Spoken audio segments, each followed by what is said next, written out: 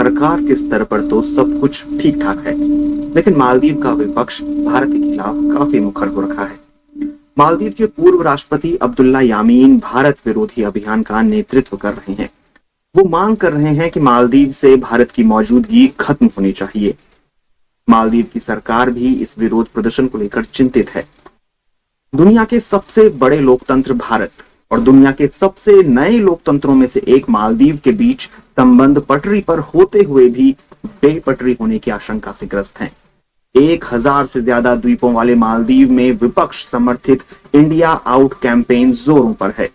मालदीव के सांसद अहमद शियाम ने उत्तर प्रदेश के पूर्व मुख्यमंत्री अखिलेश यादव की प्रेस कॉन्फ्रेंस का एक वीडियो ट्वीट करते हुए लिखा है, भारत की वर्तमान सरकार से हम ये कभी उम्मीद नहीं कर सकते कि वो हमारे संविधान और आंतरिक मामलों का आदर करेगी, क्योंकि वो अपने ही कानून और नागरिकों का सम्मान नहीं करती है, खास करके अल्पसंख्यकों का।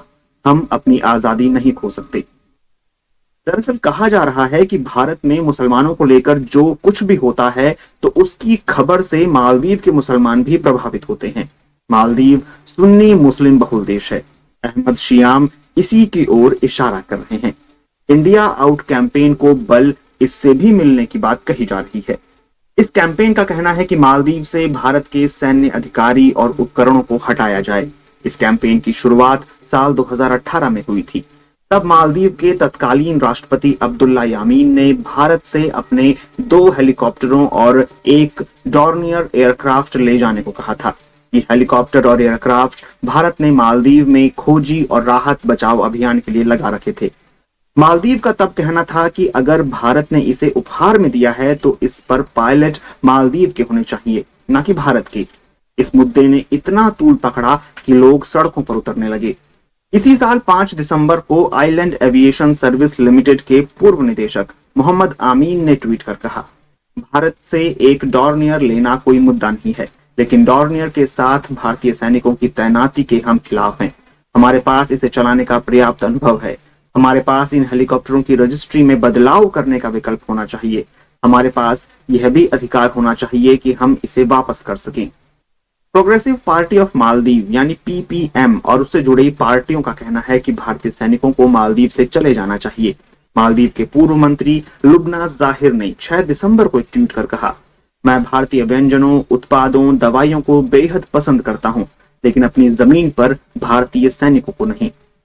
सितंबर में मालदीव की सत्ताधारी मालदीव डेमोक्रेटिक पार्टी के एक और विरोधी धड़े ने इस मामले में मोटर बाइक रैली निकाली थी।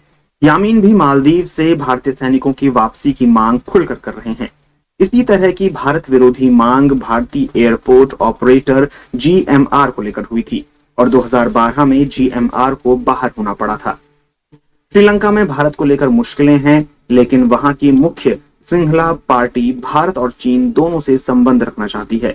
दूसरी तरफ मालदीव की पीपीएम भारत विरोध में पूरी तरह से चीन के साथ है। विशेषज्ञों का कहना है कि यामीन की शिकायत रही है कि राष्ट्रपति चुनाव में हार के बाद भारत ने उन्हें गिरफ्तार होने से नहीं बचाया था, लेकिन राजनयिकों का कहना है कि भारत के पास कोई वजह नहीं थी कि मालदीव की नई सरकार से यामीन को जेल में नहीं डालने के लिए कहते, क्योंकि यामीन ने ही मालदीव में चीन की मौजूदगी को मजबूत किया है। 2018 में इब्राहिम सोलेह मालदीव के राष्ट्रपति बने। तब से उनकी नीति को भारत के पक्ष में बताया जाता है। कहा जाता है कि सोलेह की नीति इंडिया फर्स्ट की रही है, लेकिन भारत का दबाव रहा है कि वो इंडिया ओनली की नीति अपनाए। कहा जा रहा है कि सोलेह की सरकार भारत और चीन के कारण काफी दबाव में रहती है। भारत को सोलेह सरकार ने रक्षा समझौतों में प्राथमिकता दी है, लेकिन विकास की कई परियोजनाओं में चीन अब भी आगे है। मालदीव को भारत ने बड़े पैमाने पर आर्थिक मदद भी दी है। 1988 में राजीव गांधी ने सेना भेजकर मोमून अब्दुल गयूम की सरकार को बचाया था। 2004 में जब सुनामी आई तो भारत का ही पहला प्लेन मदद के लिए वहां पहुंचा था। पीपीएम की मांग दबाव बन रहा है, लेकिन देश में उसे व्यापक जन समर्थन नहीं मिलने की बात कही जा रही है। मालदीव की संसद के स्पीकर और पूर्व राष्ट्रपति मोहम्मद नशीद ने कहा था कि इंडिया आउट कैंपेन ISIS का है। चीन के लिए मालदीव सामरिक रूप से काफी अहम ठिकाना है। मालदीव रणनीतिक रूप से जिस समुद्र में बसा है वो काफी अहम है। चीन की मालदीव में मौजूदगी हिंद महासागर में उसकी रणनीति का हिस्सा है। 2016 में मालदीव ने चीनी कंपनी को एक द्वीप 50 सालों की लीज पर महज $40 लाख में दे दिया था। दूसरी तरफ भारत के लिए भी मालदीव कम महत्वपूर्ण नहीं है। मालदीव भारत के लिए बिल्कुल पास में है और वहां चीन पैर जमाता है तो भारत के लिए चिंतित होना लाजमी है। भारत के लक्षद्वीप से मालदीव करीब 700 किलोमीटर दूर है और भारत के मुख्य भूभाग से 1200 किलोमीटर।